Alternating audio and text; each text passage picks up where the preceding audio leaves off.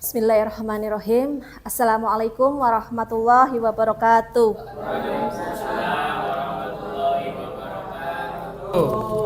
Puji syukur hadirat Allah Subhanahu wa taala yang telah melimpahkan segala rahmat dan hidayahnya kepada kita semua. Alhamdulillah pada hari ini kita dapat berkumpul di ruangan ini dalam keadaan sehat walafiat, tidak kurang suatu apapun. Salawat serta salam senantiasa kami haturkan kepada junjungan Nabi besar kita Muhammad Sallallahu Alaihi Wasallam. Semoga kita mendapatkan syafaatnya di yaumul akhir nanti. Amin ya rabbal alamin. Pertama-tama kami mengucapkan rasa terima kasih sekali kepada Dewan Guru SD Negeri Penggarutan 02 karena telah meluangkan sedikit waktunya untuk mengikuti acara kami, yaitu diseminasi budaya positif bagi calon guru penggerak. Alhamdulillah kami tergabung dalam calon guru penggerak angkatan 10 Kabupaten Brebes. Dalam diseminasi budaya positif kali ini, sebelumnya acara agar mendapatkan ridho dari Allah Subhanahu wa taala, acara ini kita buka bersama dengan bacaan basmalah bersama. Bismillahirrahmanirrahim. Semoga dengan bacaan basmalah tadi acara kita dapat berjalan lancar dari awal hingga akhir nanti. Amin amin ya rabbal alamin. Untuk yang pertama, sebelum kita melakukan pemaparan dari diseminasi budaya positif kami, alangkah baiknya untuk penyegaran kita melakukan ice breaking dulu. Monggo Bapak Ibu maju ke depan.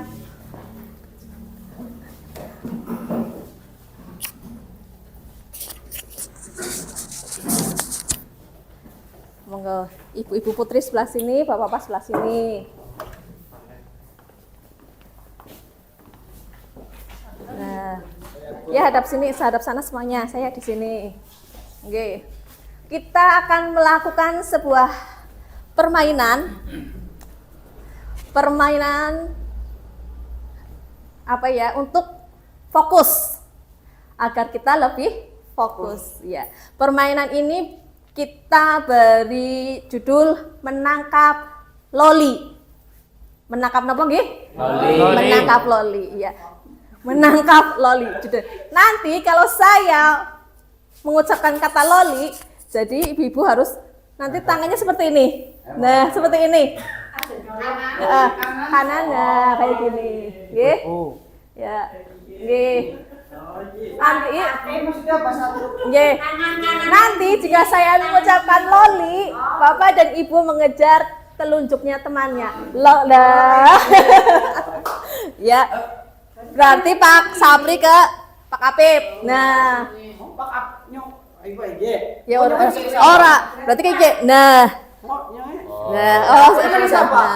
Terus orang sabar kayaknya beda dah. Ya, dah. Nah, ya.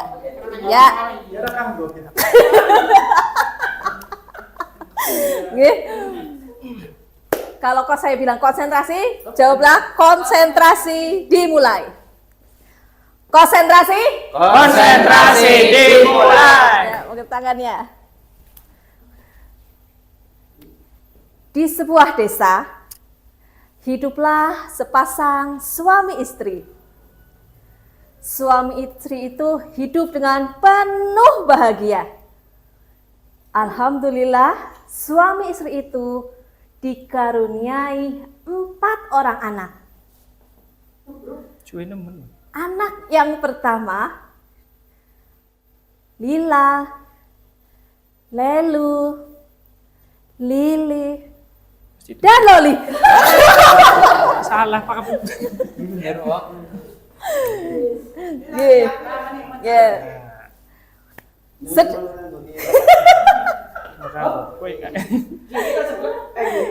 Sebagai anak bungsu, Loli senantiasa membantu pekerjaan orang tuanya dengan penuh semangat. Sedangkan si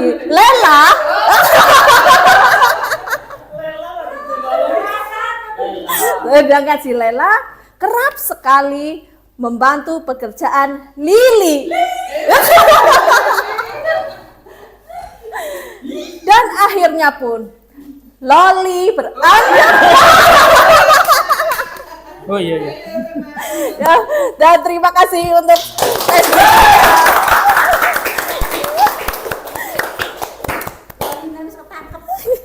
Waring gawe angel ya.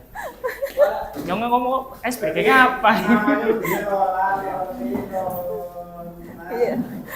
Biar agak sedikit mengecoh, jadi namanya saling jauh.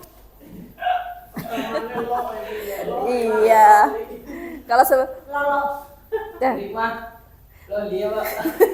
Terima kasih sekali. Terima kasih sekali. Itu adalah penyegaran agar merefresh otak kita, namanya juga ice breaking. Es itu tadinya yang menggumpal, diharapkan mencair dengan kegiatan ice breaking kali ini. Kembali lagi ke diseminasi budaya positif. Diseminasi. Dalam konsep budaya positif terdapat ada perubahan paradigma belajar, disiplin positif, motivasi perilaku manusia, kebutuhan dasar manusia, posisi kontrol restitusi, keyakinan kelas, dan segitiga restitusi. Mungkin dari sekian banyak kunci budaya positif kita sudah pernah melakukannya. Kita seringkali melakukannya, tapi kita belum tahu ternyata, ini ya yang namanya keyakinan kelas. Jebule ternyata ini yang dinamakan segitiga restitusi. Ini namanya kebutuhan manusia ya ternyata. Nah, di sini nanti kita akan memaparkan dari semuanya. Perubahan paradigma belajar yang pertama, yaitu perubahan paradigma pembelajaran dari paradigma berfokus pada guru menjadi pembelajaran berfokus pada murid. Pembelajaran paradigma baru atau kurikulum merdeka belajar yang berorientasi pada penguatan kompetensi dan pengembangan karakter yang sesuai dengan dimensi profil belajar Pancasila. Bapak-bapak dan ibu-ibu pasti sudah kenal dengan istilah profil belajar Pancasila. Apa saja ya Bapak Ibu-ibu nggih? Beriman, belajar Pancasila, beriman dan bertakwa, dan berakhlak mulia, berkebinekaan global, gotong royong, mandiri, kreatif dan bernalar. Oke, tepuk tangan untuk semuanya. Ya, ini adalah dimensi belajar Pancasila dari perubahan paradigma pembelajaran yang berfokus pada murid. Mungkin dulu pembelajaran kita masih berfokus pada diri guru. Caranya apa? Kita melakukan ceramah. Metodenya dengan menggunakan ceramah terus dari awal hingga akhir. Ceramah terus. Jadi apa yang terjadi? Murid, mungkin siswa mungkin akan jenuh, bosan. Tapi dengan adanya perubahan paradigma belajar, berubah. Jadi yang tadinya dari pembelajaran yang berfokus, yang berpusat pada guru, berubah menjadi berfokus atau pada murid. Contohnya dengan berfokus pada murid itu yang seperti apa?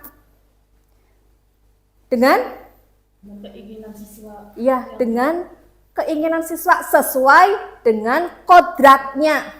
Kodrat zamannya, ada kodrat zaman dan kodrat lingkungannya. Kemudian ada disiplin yang positif. Disiplin positif adalah suatu pendekatan untuk menerapkan disiplin dari dalam diri anak tanpa hukuman dan hadiah. Patut di garis bawahi di sini adalah tanpa hukuman dan hadiah. Disiplin positif perlu diterapkan baik dalam lingkungan keluarga maupun di lingkungan sekolah. Dengan menerapkan disiplin positif diharapkan tindak kekerasan dapat dihindari. Di sini diminimalisir mungkin tidak terjadinya bullying. Tidak terjadinya bullying dengan kekerasan. Menerapkan disiplin tanpa hukuman dan hadiah. Perlu Bapak Ibu ketahui bahwa kita memberikan hukuman kepada siswa itu sangat dilarang ya. Sangat dilarang. Tapi mengapa kok di sini kita memberikan hadiah juga tidak diperkenankan? Karena apa? Mungkin siswa A cenderung anak yang pintar. Gurunya memberikan 1 buah permen. Setiap, ayo siapa yang bisa maju akan Bu Guru kasih hadiah permen. Secara otomatis anak yang pintar terus yang menjawab. Yang mendapatkan permen terus berarti anak yang pintar. Menjadikan kira-kira apa ya, beban tersendiri ya bagi anak yang tidak mendapatkan permen. Lah, saya sih kurang pintar. Mungkin mental anak kan berbeda-beda nggih Pak Bu. Ada yang cenderung minder, ada yang nanti malah mogok sekolah. Iya, baperan. Anak-anak itu cenderung baperan. Lah, makanya hukuman dan hadiah itu agar disiplinnya tidak. Dengan apa kita memberikannya? Hanya dengan memberikan misalkan pujian, penguatan, nasihat, hanya dengan itu. Apalagi dengan hukuman. Saya juga dulu sering sebelum mengikuti pendidikan guru penggerak ini, jika anak tidak mengerjakan PR, saya titipkan di kelas lain. Saya titipkan di kelas lain, Bu, Pak, ini anak yang tidak mengerjakan PR. Tapi itu juga termasuk hukuman. Kita atau saya sendiri itu tidak mengetahui perasaannya si anak.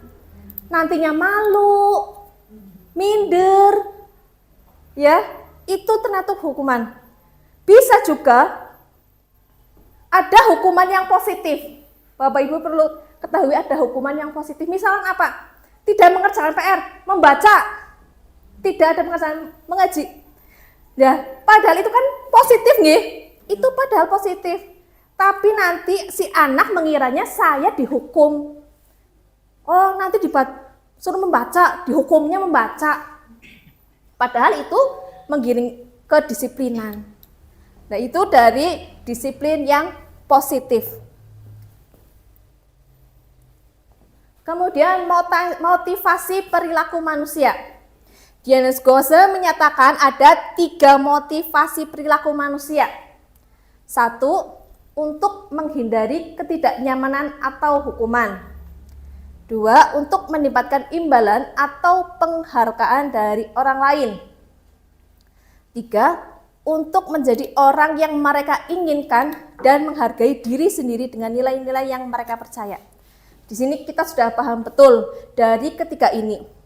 Untuk menghindari ketidaknyamanan, misalkan motivasi yang dilakukan, sifat dan motivasi yang dilakukan misalnya gelut. Itu karena apa? Oh, mungkin dianya terusik. Kita tidak langsung ngejudge, "Hai, kamu kenapa?" Tidak, kita cari dari dulu alasannya mengapa mereka melakukan hal yang seperti itu. Mungkin mereka menghindari ketidaknyamanannya atau hukuman. Dikasih hukuman, diberikan hukuman oleh Pak Guru atau Bu Gurunya malah tidak berangkat.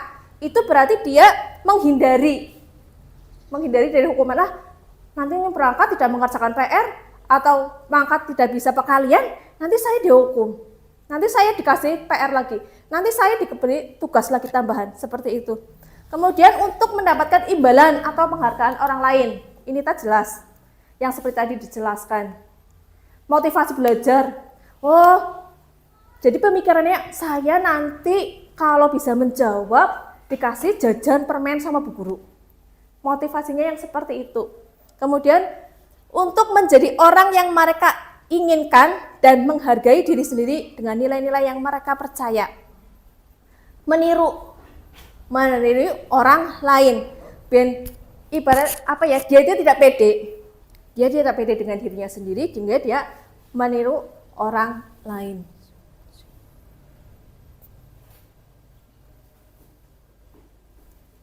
Kemudian ada kebutuhan dasar manusia.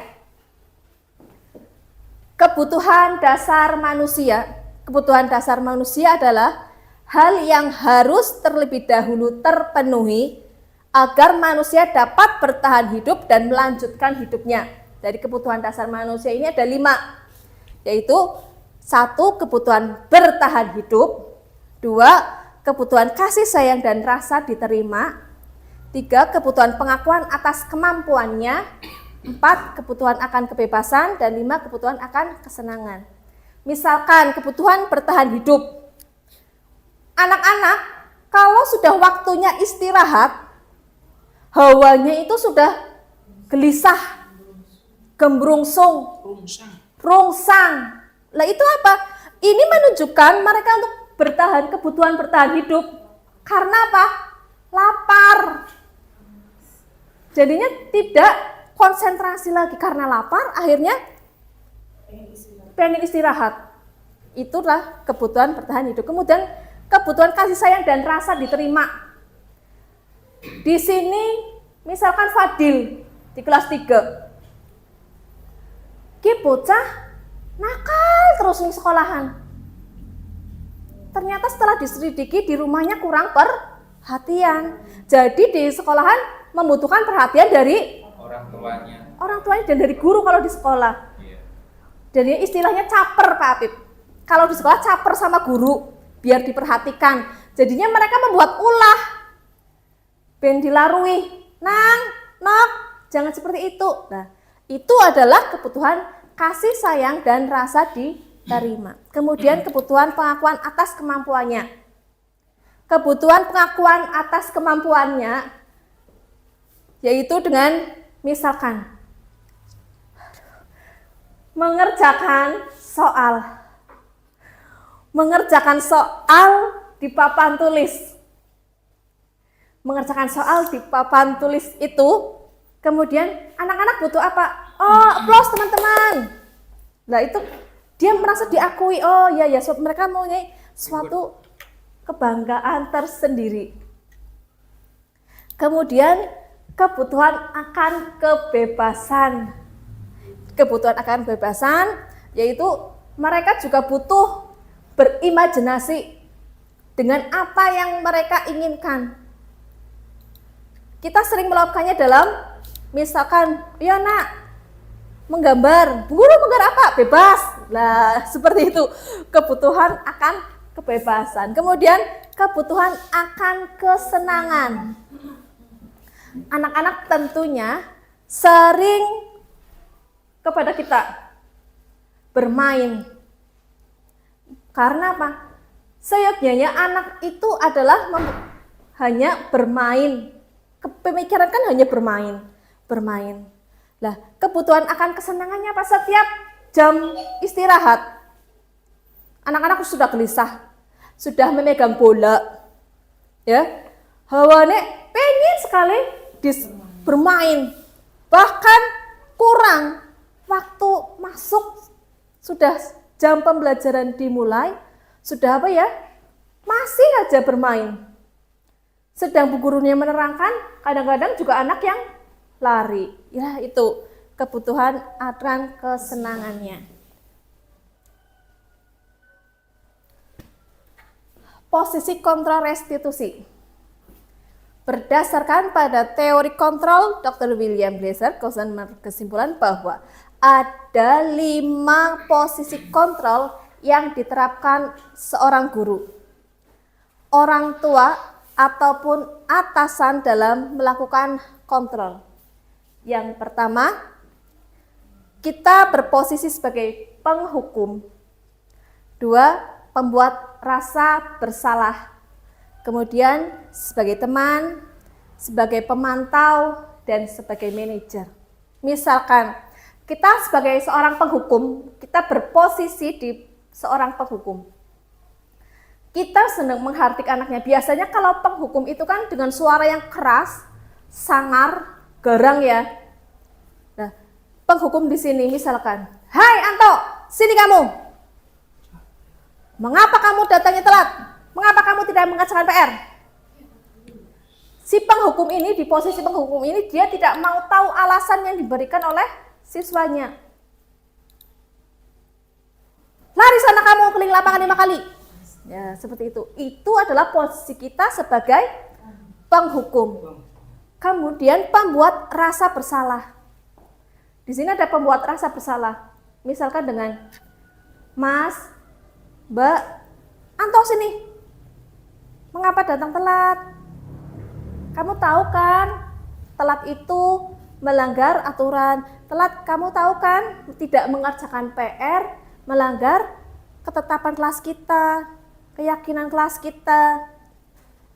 Nah, si pembuat rasa bersalah ini kemudian menanyakan, alasannya apa?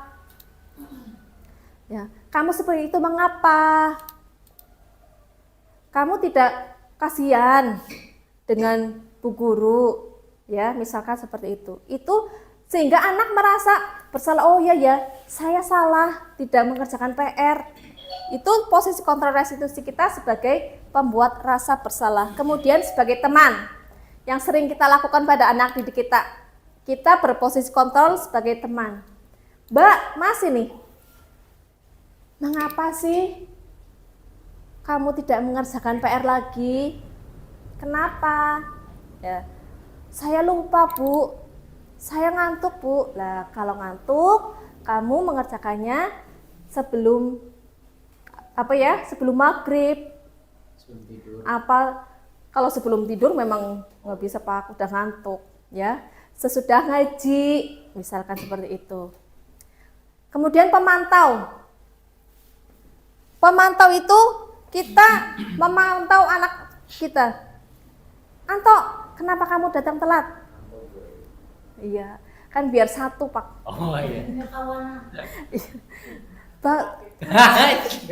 Saya bangunnya kesiangan.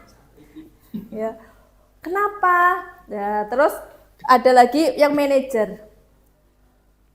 Manajer itu, "Anto, sini. Ya, kenapa kamu datang telat? Mari kita cari solusinya bersama." Nah, kenapa? Alasannya diterima. "Yuk, kita berubah." Seperti itu. "Kenapa kamu tidak mengerjakan PR?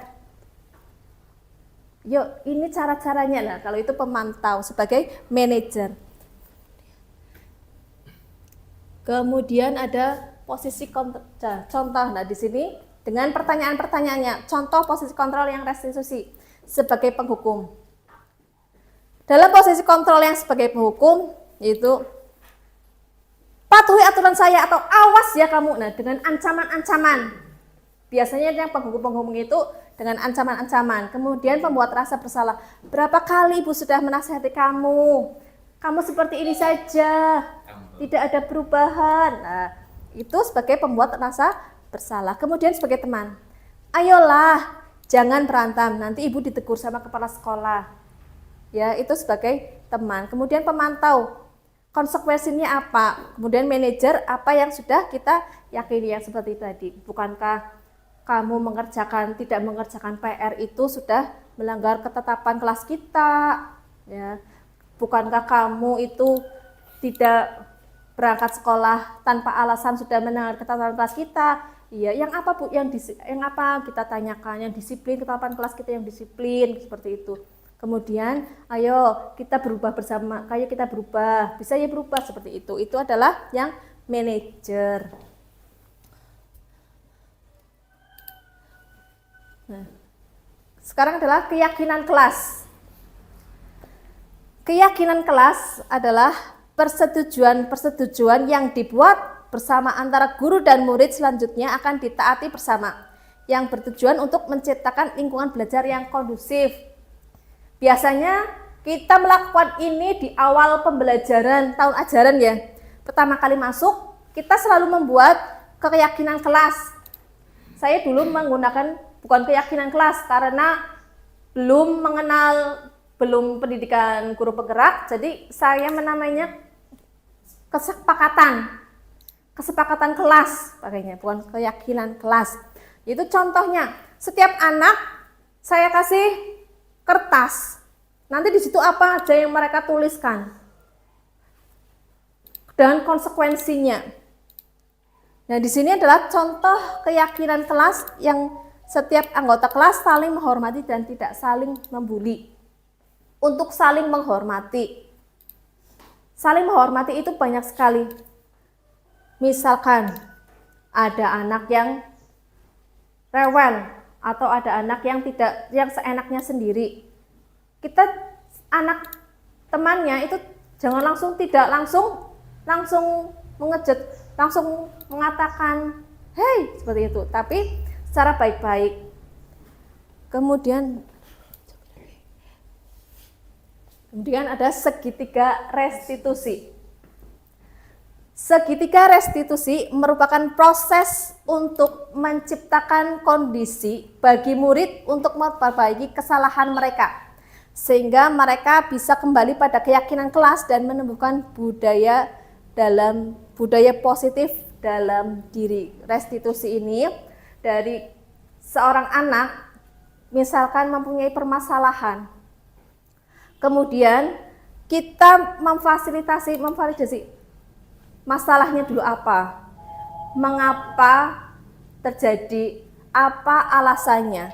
Kemudian ditanyakan, kamu sudah melanggar keyakinan kelas apa belum kalau seperti ini?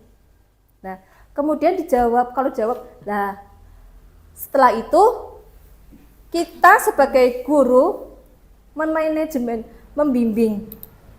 Yuk, kita menemukan solusinya bersama agar kamu tidak mengulanginya lagi, permasalahan kamu lagi. Setelah ditemukan permasalahannya, kemudian jalan keluarnya, kita sepakati agar anaknya yakin akan berubah.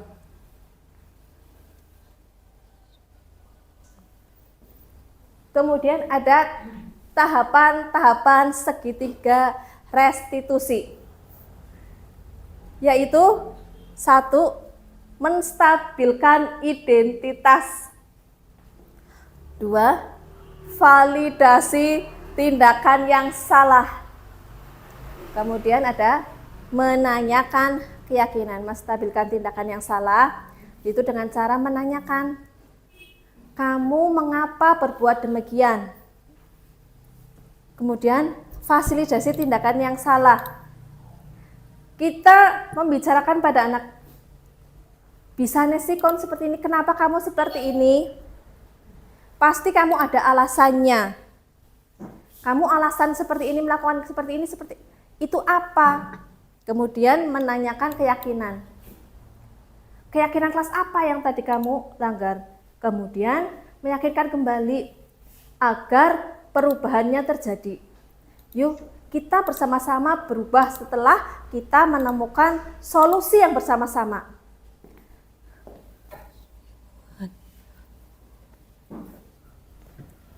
Kemudian ada menstabilkan identitas, yaitu menciptakan kondisi yang membuat murid atau anak bersedia menyelesaikan masalah dan berbuat baik lagi dengan berkata, semua orang pasti pernah berbuat salah, termasuk saya. Dan bukan mengatakan kamu harus melakukan ini, agar si anak itu tidak marah-marah terus. Misalkan tiba-tiba Ani merobek bukunya Danu. Mengapa alasannya? Kemudian misalkan lagi Danu tidak mengerjakan PR. Atau Danu berangkat terlambat. Nah, seorang guru menanyakan, mengapa kamu berbuat bersalah? Iya, semua orang juga pasti berbuat salah. Termasuk juga bu guru. Bu guru juga berbuat salah. Tapi kita harus menyadari kesalahan tersebut dan akan berubah, janji akan berubah. Ini main apa sih dengan mana? Udah siapa? Bukan siapa sih ngomong? Kemudian ada validasi tindakan yang salah. Validasi tindakan yang salah. Menurut teori kontrol, semua tindakan manusia baik atau buruk pasti memiliki maksud atau tujuan tertentu. Yang diperlukan adalah kita memahami alasan melakukan hal tersebut sehingga anak merasa dipahami dan diperhatikan. Nah, mengapa anak berbuat seperti itu? Misalkan tadi, setiap akan jam istirahat, anak gelisah. Anak wes hawane rusang. Nah, itu kenapa? Oh, karena apa? Mereka bermaksud ada tujuan tertentu, ingin memenuhi kebutuhan apa tadi ya? Kebutuhan dasar manusia yang apa? Bertahan hidup. Karena apa? Rasa laparnya. Nah, tujuan seperti itu. Kemudian menanyakan keyakinan. Ketika langkah 1 dan langkah 2 sukses kita lakukan, maka anak akan siap dihubungkan dengan nilai yang dipercaya dan berpindah ke nilai yang diinginkan. Yang tadi masih salah, kita meluruskan. Dengan cara apa? Tadi menanyakan. 1 dan 2 itu sukses dari memvalidasi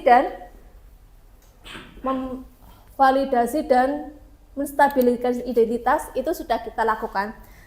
Kemudian kita akan berpindah ke nilai yang diinginkan sesuai dengan keyakinan kelas kita yang sudah ditetapkan sebelumnya, agar si anak kembali agak mematuhi keyakinan kelas kita. Dan di sini ada sebuah contoh penerapan segitiga restitusi dari sebuah permasalahan. Berikut kami tayangkan contoh penerapan dari segitiga restitusi.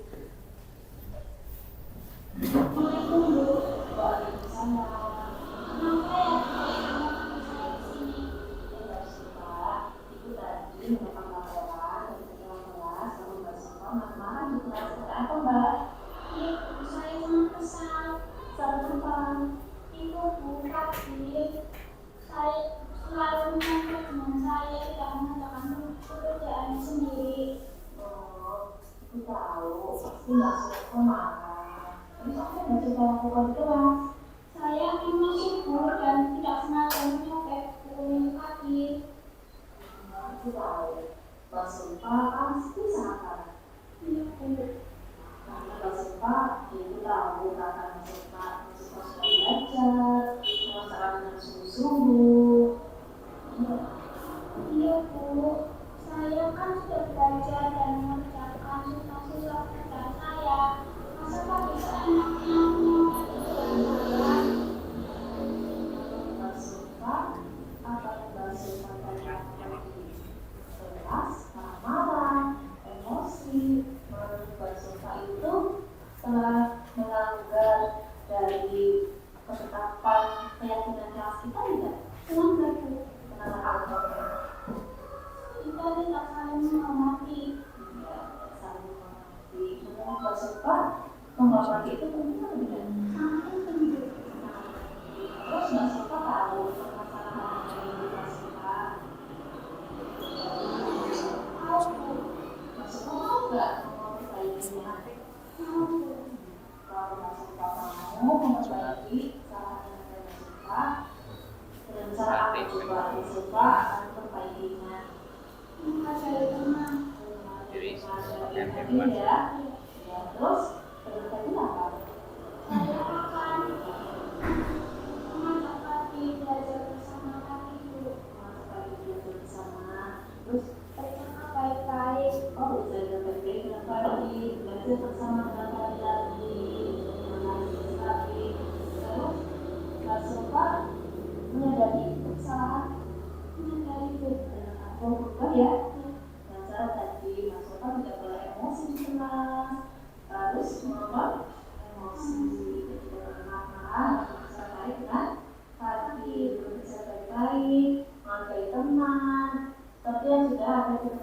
kelas kita ya. Materi kelas kita harus sudah dibilang. Terima kasih Mbak Suka. Jadi mau berubah? Ya, terima kasih. Nah, itu adalah contoh penerapan dari segitiga restitusi yang kita lakukan, sering kita lakukan. Kemudian dalam penerapan program disiplin positif, hendaknya guru memiliki standar kepribadian profesional dan sosial yang baik, di mana guru mampu merefleksi dirinya dalam posisi kontrol saat ini. Bagaimana perjalanan dirinya sebagai among atau manajer yang menuntun murid-muridnya menjadi insan yang mandiri, merdeka, dan bertanggung jawab adalah standar nasional pendidikan. Semoga dalam pemaparan diseminasi budaya positif ini ada hikmah di semuanya yang tadinya kita belum tahu, kita sering melakukannya, dan kita juga harus berubah untuk yang lebih baik. Nah, alhamdulillah semua acara dari awal hingga akhir dapat berjalan dengan lancar. Alhamdulillah sekali Bapak Ibu, saya mengucapkan sekali lagi terima kasih dari pembelajaran kali ini. Kita menjadi tahu bagaimana kita akan mendidik atau melakukan anak-anak kita yang tadinya kita memberikan hukuman, sering memberikan hukuman, anak tidak mengerjakan PR, dihukum dengan apa? Seperti saya tadi, menitipkan di kelas lain, atau tidak dihukum, ambil bukunya. Kita itu padahal tahu, kita akan mendidik agar anaknya menjadi disiplin. Tapi dengan ini kita tahu, oh iya, ternyata juga memberikan hadiah tidak diperkenankan, tidak diperbolehkan dalam memberikan hadiah. Mengapa? Nanti anaknya menjadi, oh ya, yang mendapatkan ini terus, yang pintar terus. Anak-anak yang datang lebih dulu, silakan kalian menyiapkan. Otomatis yang menyiapkan terus siapa? Yang lebih datang lebih cepat. Yang biasanya apa? Yang rumahnya paling dekat. Yang rumahnya paling dekat dengan sekolahan, yaitu selalu menyiapkan, malah tidak bergantian. Seperti itu Bapak dan Ibu, semoga ada manfaatnya dari diseminasi budaya positif kali ini. Alhamdulillah wasyukurillah, la haula wala quwata illa billah. Semoga kita mendapatkan manfaatnya, amin ya rabbal alamin. Cukup sekian dari kami. Wabillahi taufiq wal hidayah. Wassalamualaikum warahmatullahi wabarakatuh. Sekali lagi terima kasih yang sebanyak-banyaknya. Dah. Pira. Kalau mau itu potong sini. Ada. Lah harobalah.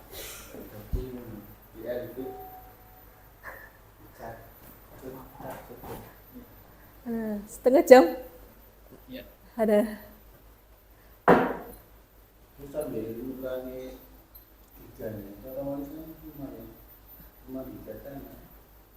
Emang anak tetap naik 60 menit? Ada. Aduh. Di rutin sampai 2 jam. Ada lah. Berapa? 9. Nah, sebenarnya mulai lah. Lupa kasih dulu seperti itu aja lah. Kamu bilang kita banyak yang kurang. Enggak lah, nggak apa-apa lah. Nggak usah lah. Nggak usah lah. Itu aja seadanya. Jadi dibuat disiapkan. Bismillahirrahmanirrahim. Assalamualaikum warahmatullahi wabarakatuh. Waalaikumsalam warahmatullahi wabarakatuh. Alhamdulillah. Sehat semuanya? Alhamdulillah sehat. Untuk pagi ini, untuk mengawali disiapkan dulu. Ayo Mbak Sasa disiapkan. Teman duduk siapkan. Berdoa mulai. Bismillahirrahmanirrahim. Rabbi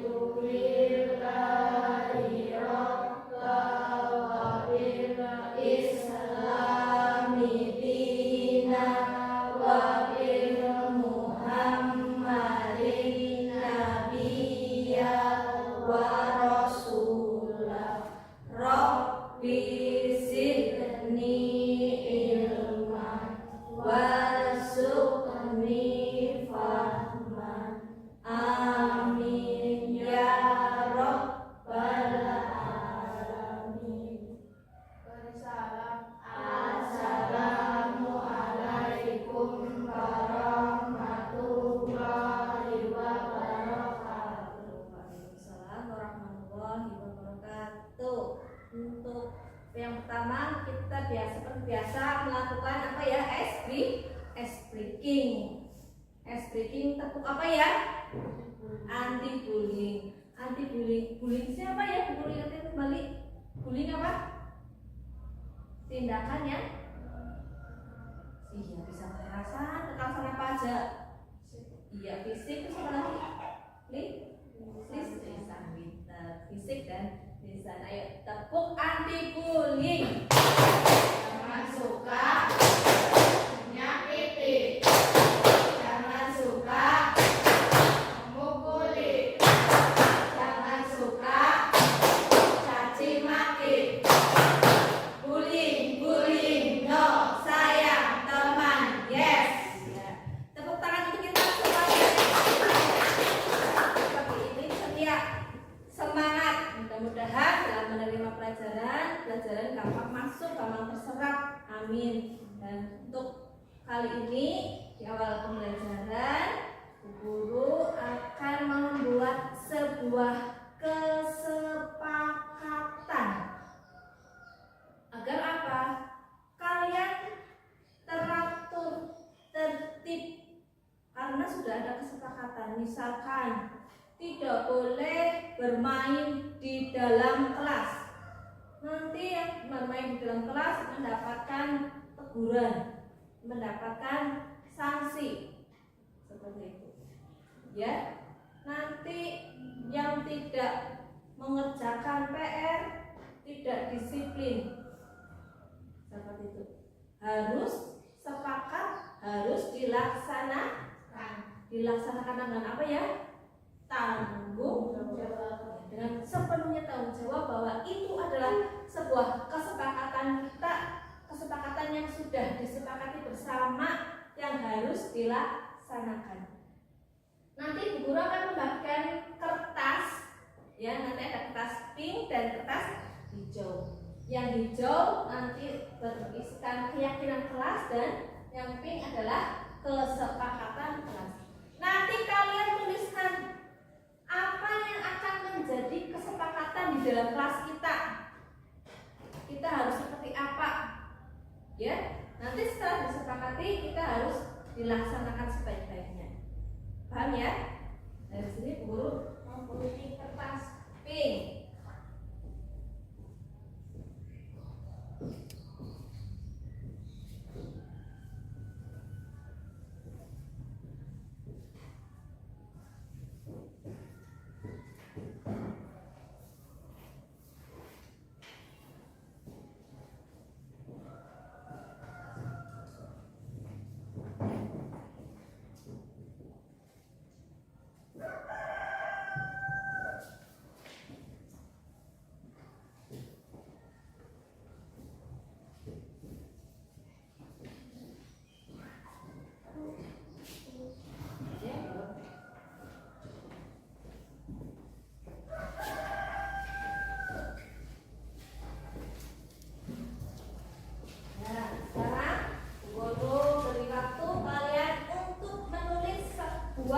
Satu buah kesepakatan yang ingin kalian sepakati bersama. Satu buah kesepakatan yang ingin kalian sepakati bersama.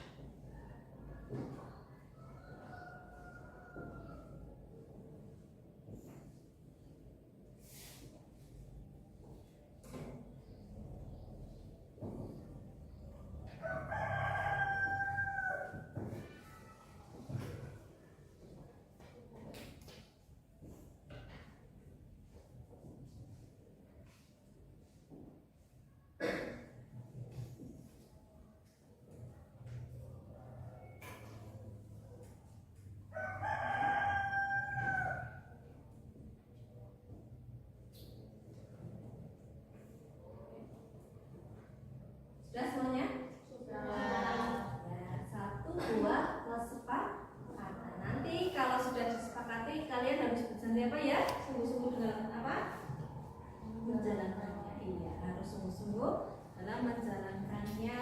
Coba yang pertama Mbak Salsa, coba bawa sini kata-kata yang ingin disampaikan.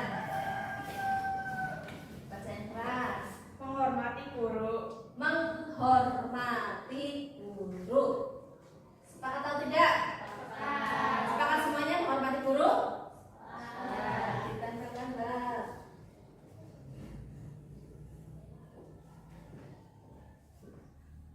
Nah, dasar menghormati guru merupakan kesepakatan kita, merupakan kesepakatan kelas kita. Adalah yang pertama menghormati guru. Gurunya bukan guru yang mengajar kalian saja. Kalian di kelas 6 bukan hanya guru yang mengajar di kelas 6. Ya, bukan hanya guru saja yang harus dihormati. Tapi bu guru yang lain, bapak dan ibu guru, baik yang mengajar kelas 1, kelas 2, kelas 3, kelas 4, kelas 5, agama dan PJOK itu harus dihormati. Begitu juga dengan apa? Penjaga sekolah.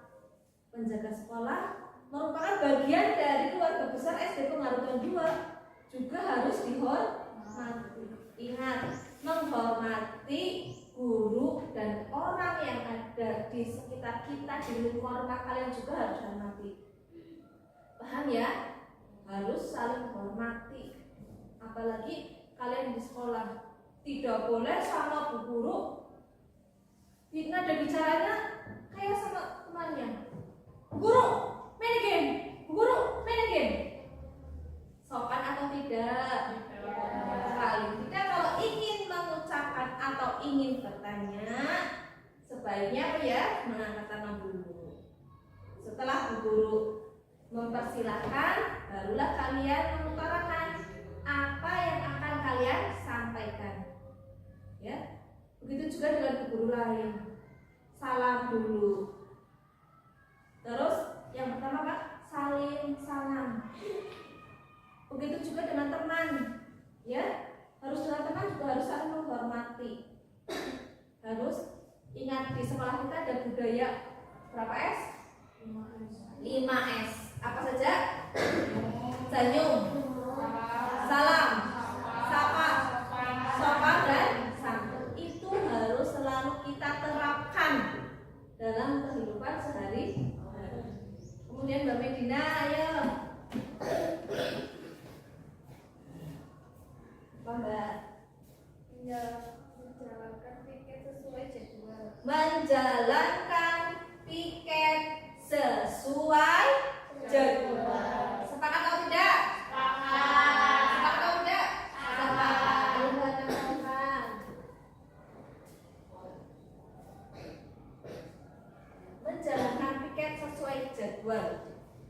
Nanti kita akan membuat sebuah jadwal piket dari hari Senin sampai hari Sabtu.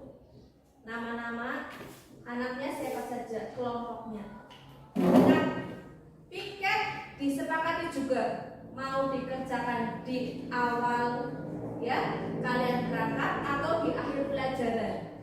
Di awal apa di akhir? Di akhir. Berarti kalian pulang sekolah piket dulu, membersihkan kelas dulu. Ya, agar pas pagi harinya kalian tidak terburu-buru. Misalkan Mbak Medina piket,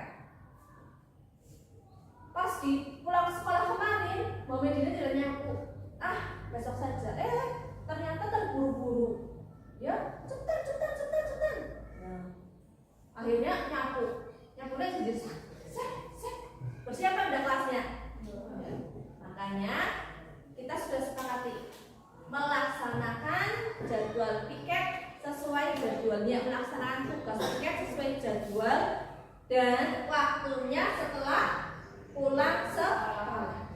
Disepakati semuanya? Sepakat. Ayo Mbak Mega. Mbak. Menjaga ketertiban kelas. Sepakat? Sepakat dengan idenya Mbak Mega.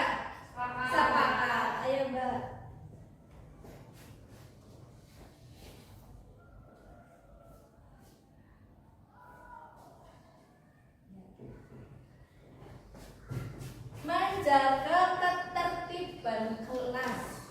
Menurut kalian, agar kelas kalian itu tertib, apa yang akan kalian lakukan? Bermain di luar kelas. Terus apa lagi? Ayo. Mendengarkan guru saat sedang menjelaskan. Iya, mendengarkan bu guru saat sedang mendengarkan. Kalau bu gurunya sedang membaca, menyimak, ya, tidak ngobrol sendiri, tidak cerita sendiri, tidak bermain sendiri, agar saat melakukan pembelajaran di kelas kalian dapat menerima dengan tenang, ya, tidak ada menerima. Nanti pelajarannya tidak dapat terserap dengan maksimal. Coba Mbak Felika apa yang dituliskan? Baca Mbak. Apa? Menghormati bapak atau ibu guru. Ya, sepakat seperti tadi ya? Ya, sepakat. Karena tadi sudah dijelaskan. Ingat, bukan hanya bapak atau ibu guru yang mengajar kalian, tetapi semua warga sekolah. Ya Mbak Tiara. Dibaca Mbak. Menjaga kebersihan. Nah, ini yang penting sekali. Menjaga kebersihan lingkungan. Sepakat? Sepakat. Tepen Mbak.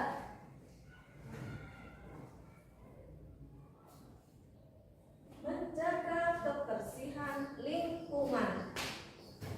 Dengan cara apa? Membuang sampah pada tempatnya. Kalau kalian sudah jajan di luar sekolahan, carilah tempat sampah untuk membuang bungkusnya. Lah, guru kalau jauh, tempat sampahnya di sana dipegang dulu. Baru kalau sudah di tempat sampah, dibuang tempat sampah. Apalagi kalau di kelas, tidak boleh, sama sekali tidak boleh membuang sampah di laci. Bahasa kali gadungnya nanti jadi pating sumpel. Ya, bahasa kali gadungnya pating sumpel. Ingat, nanti jadi sarangnya. Nyaman nggak kalau kalian kotor kelasnya? Tidak. Nyaman nggak kalau kalian lingkungan sekolahnya kotor? Tidak nyaman. Maka dari itu tugas kita sebagai warga sekolah membuat lingkungan sekolah menjadi bersih agar nyaman. Kalau sekolahnya nyaman, kalian menuntut ilmu, belajar mencari ilmu juga nyaman. Kalau kotor, tempatnya bau, nah, kalau di dalam kelas, jadi tidak konsentrasi, kotor sih. Ya, terus Mbak Nur, ayo, apa yang dituliskan?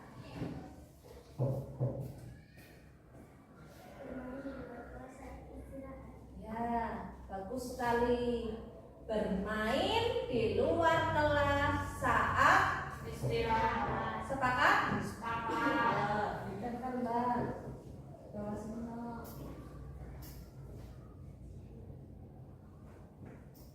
Bermain di luar kelas saat istirahat.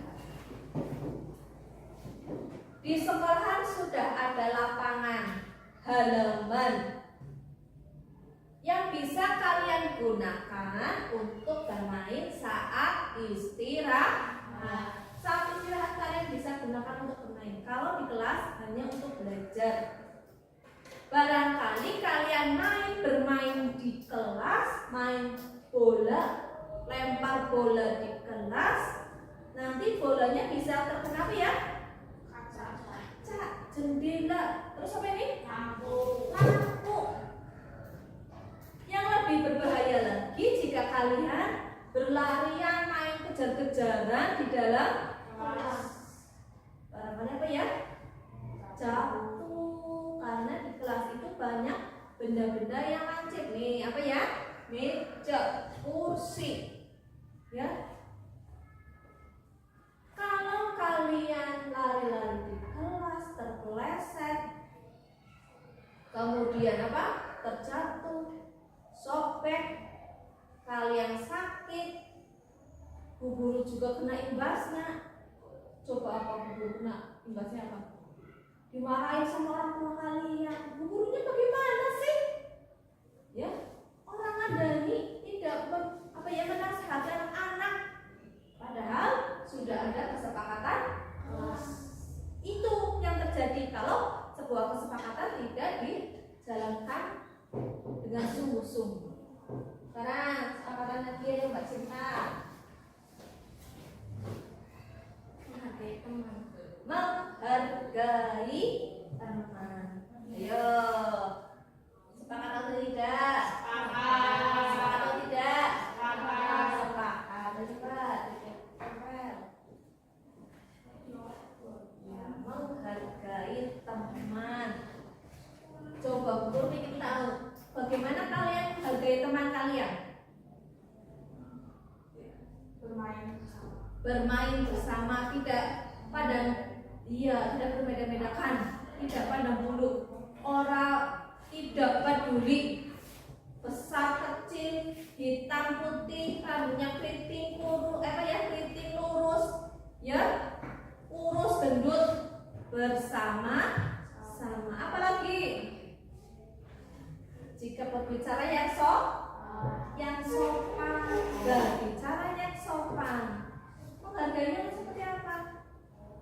Jangan sekali-kali Bu Guru mendengarkan kalian memanggil nama teman kalian dengan sebutan panggilan nama ayah atau orang tua. Ya, sopan atau tidak? Itu namanya tidak menghargai. Ya, kalau ada teman kalian yang mau meminjam pulpen, mau meminjam benda milik kalian, kalau kalian tidak ada, berbicara dengan baik. Paham? Sepakat semuanya yang ditulis teman kalian di sini? Sepakat. Sepakat? Yang pertama ada menghormati guru, kemudian menjalankan piket sesuai jadwal, menjaga ketertiban kelas, menghormati bapak ibu guru, menjaga kebersihan lingkungan, bermain di luar kelas saat istirahat, dan menghargai teman. Semua dari ini, kesepakatan ini, setuju semuanya? Setuju? Sepakat semuanya? Kalau sudah ada kesepakatan seperti ini, tadi Bu Guru sudah membicarakan di awal, harus apa? Menjalankan dengan penuh tanggung jawab. Setelah adanya kesepakatan yang sudah kita sepakati, mari kita akan membuat sebuah keyakinan kelas. Keyakinan kelas itu apa? Selalu dijalankan, selalu dilakukan setiap waktu, setiap harinya. Misalkan apa? Tadarus. Itu karena sebuah keyakinan, jadi sudah dilaksanakan terus-menerus. Ya, tanpa adanya komando pun kalian sudah menjalankannya. Bu Guru akan membagikan sebuah kertas yang berwarna hijau untuk kalian tulis keyakinan kelas apa yang harus kita laksanakan.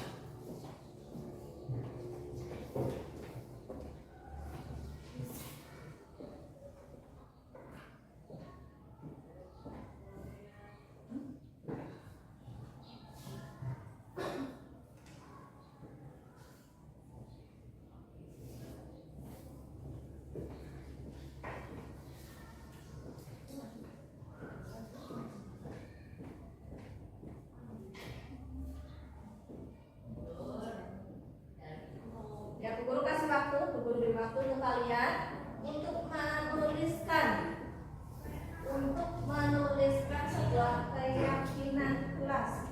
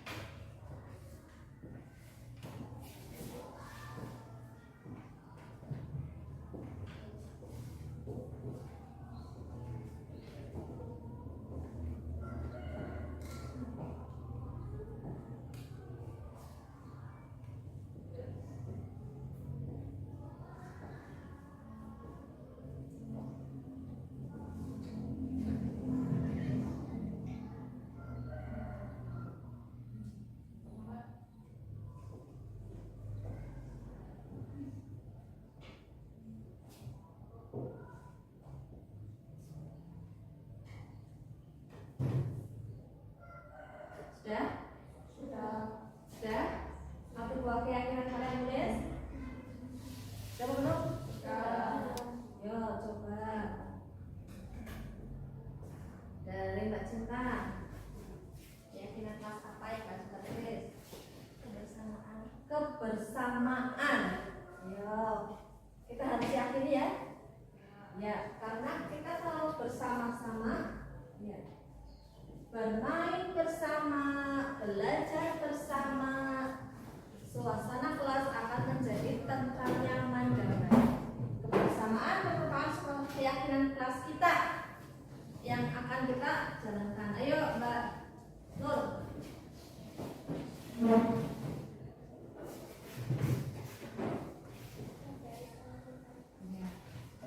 Melaksanakan tadarus Al-Quran. Ya, kita harus meyakini ya. Itu sebuah keyakinan kelas kita ya. Kita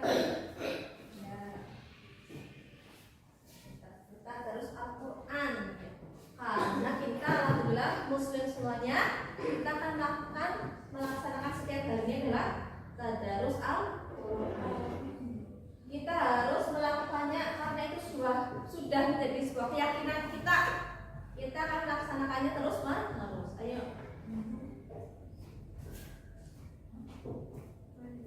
Mandiri. Ya Mbak. Mandiri. Mandiri merupakan keyakinan kelas kita juga. Mandiri apa ya mandiri ya?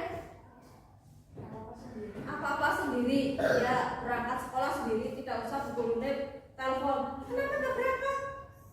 Ya, mengerjakan tugas kalau sudah guru apa yang terangkan, ya bisa mengerjakan. Kalau tidak bisa bertanya. Ayo Mbak, Renika.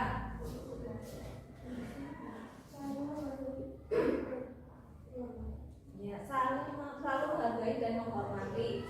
Ya, betul sekali. Harus saling menghormati dan menghargai. Ayo. Terus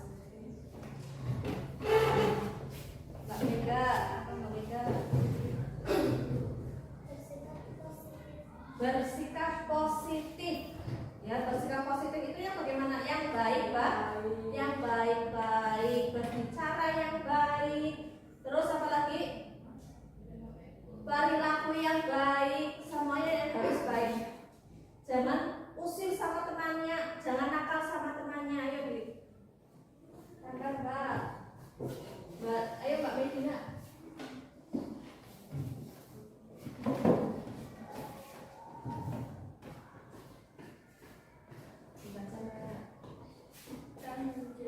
Tanggung jawab. Ya, betul sekali. Tanggung jawab merupakan keyakinan kelas kita. Tanggung jawab tentang apa yang sudah menjadi tugas kita sebagai seorang pelajar. Apa saja tanggung jawab sebagai orang pelajar? Mengerjakan tugas. Kalau PR misalnya di mana?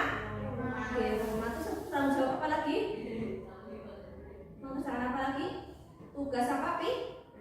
Tanggung jawab mengerjakan tugas piket, menjalankan tugas piket yang sudah ada jadwalnya. Bertanggung jawab. Ayo Mbak, terakhir.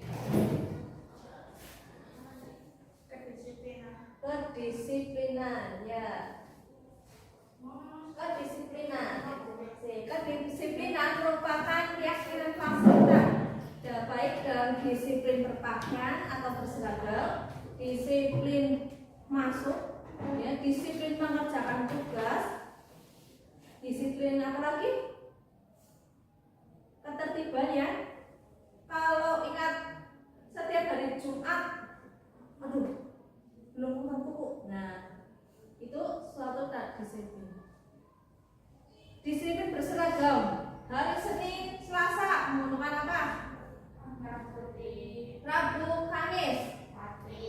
Hari Jumat, Sabtu. Ya, itu namanya disiplin berpakaian. Kemudian ada lagi, setiap hari Senin menggunakan apa? Terus itu juga merupakan suatu kedisiplinan.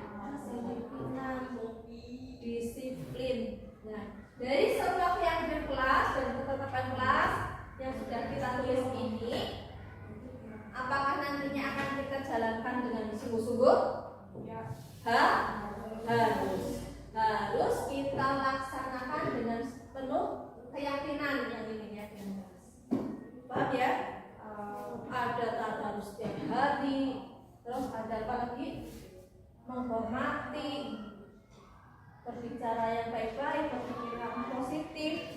Kemudian yang kesepakatan kelas harus juga disepakati, karena sudah disepakati harus dilaksanakan dengan sungguh-sungguh juga. Berjanji ya? Berjanji untuk lebih baik lagi? Berjanji, karena sudah ada kesepakatan tidak boleh ada yang melanggar aturan dari kelas kita. Sepakat? Sepakat. Terima kasih. Kita untuk hari-hari kedepannya harus melaksanakan ini. Dari yang terkecil dulu. Berangkat tidak kesiangan, mengerjakan PR di rumah. Ya, nanti setelah itu karena kita sudah disiplin, hidup menjadi teratur. Ada jamnya untuk bermain, mengerjakan tugas, ya, menonton TV, membantu ibu, itu sudah teratur. Karena kita sudah terbiasa. Paham? Alhamdulillah, untuk keyakinan kelas dan kesepakatan kelas kita sudah ada kesepakatan dan keyakinan. Untuk itu, Bu Guru akhiri. Wassalamualaikum.